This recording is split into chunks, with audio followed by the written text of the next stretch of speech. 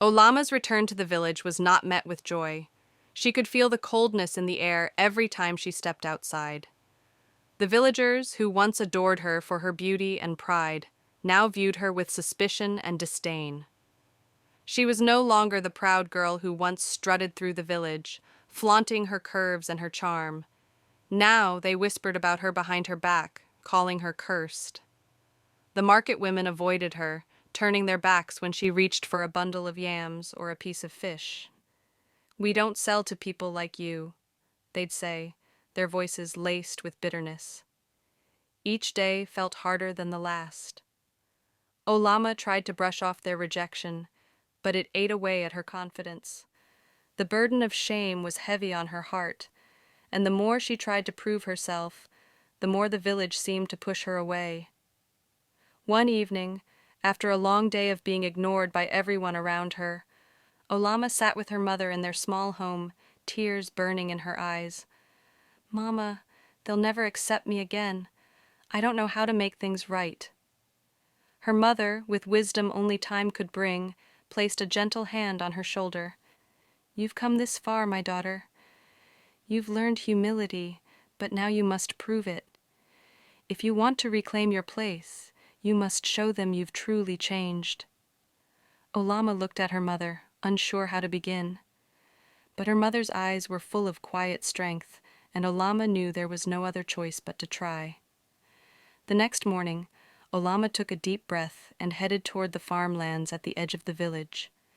The women were there, bent over their work, harvesting yams and cassava. As she walked closer, she could feel their eyes on her. Some of them smirked, others shook their heads in disbelief. "What do you want, Olamma?" one of the women called out. Olamma swallowed her pride. "I want to work." Laughter rippled through the group. "You? Work? You always said you were too good for this." Olamma's heart pounded, but she lifted her head high. "The Olamma you knew no longer exists. I've learned my lesson." The women laughed again, but Olamma didn't flinch. She picked up a hoe and started to dig into the soil. Her hands were raw within minutes, but she kept going. The heat of the sun was unbearable, and her muscles screamed in protest, but she didn't stop. The women watched her silently. They expected her to give up, to collapse in defeat. But Olamma kept going, not for them, but for herself. She worked tirelessly, her body drenched in sweat, her hands blistered from the effort. She wasn't just proving to them that she could work, she was proving to herself that she had changed. As the days passed, Olamma continued to work hard. She carried firewood, she fetched water, she helped the elders with their chores. Slowly the villagers began to watch her with quiet curiosity. They saw her strength, her perseverance, and something deeper, humility. She no longer walked with her head held high in pride. She walked with her head high in dignity. Then, one afternoon, an unexpected act of kindness came from Adaeze, a woman who had once mocked Olamma more than anyone. Adaeze approached her at the stream, holding a small bowl of palm oil. "For your hands," she said softly. "Blisters can be painful." Olamma looked at Adaeze, stunned by the gesture. "Thank you," she whispered. But even as the village began to soften toward her, there was still a challenge that Olamma had to face. She had worked hard, but was it enough? Would they truly accept her back? The chief of the village, who had avoided Olamma ever since her return, finally summoned her. The news came with the arrival of a messenger. "The chief wants to see you," the man said. Olamma's heart skipped a beat. She had not spoken to the chief since her return. What did he want now? Standing before the chief in the village square, Olamma was met with his cold, scrutinizing gaze. "Olamma," he said in his booming voice, "you wish to return to this village to earn our forgiveness, but do you truly deserve it?" Olamma lowered her gaze, trying to keep the tremor from her voice. "I have worked hard, and I am willing to do whatever it takes to prove I have changed." The chief nodded slowly. "Then you will have your chance tomorrow. There will be a test, a challenge that will determine if you truly deserve to be accepted back. You will work with the men to build a new village hut. If you fail, you will leave this village forever." The villagers gasped. The task was one of the hardest the village had ever undertaken, lifting heavy logs, hauling stones, and working from dawn till dusk. It was a test of strength, endurance, and most importantly, humility. "If you fail," the chief continued, "you will not be allowed to stay. This is the final test." That night, Olamma couldn't sleep. The weight of the challenge hung over her like a shadow. Could she really do this? Could she prove herself once and for all?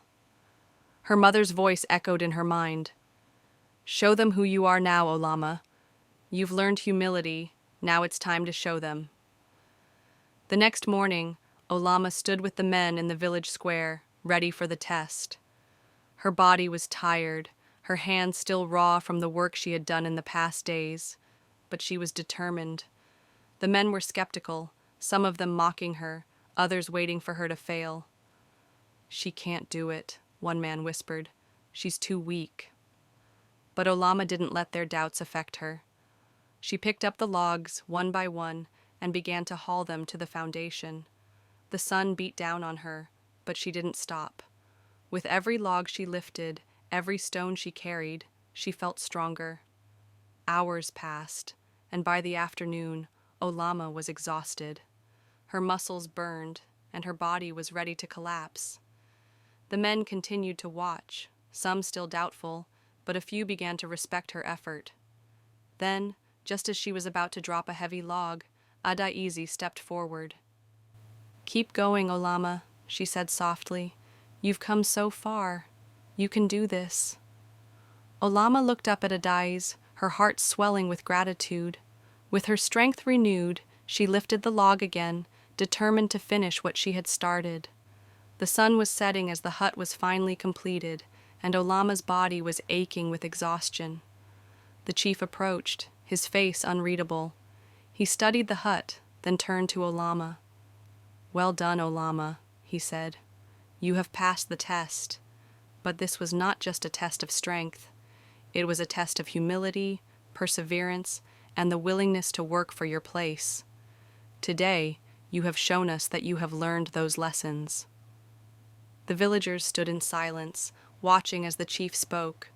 Slowly, one by one, they nodded in approval. Olamma had earned her place back in the village, not because of her beauty or pride, but because she had proven that she was willing to work, to struggle, and to humble herself for the sake of her future. And as the villagers surrounded her, no longer with scorn, but with respect, Olamma knew her journey was far from over. But she had taken the first step toward redemption, and that was all that mattered.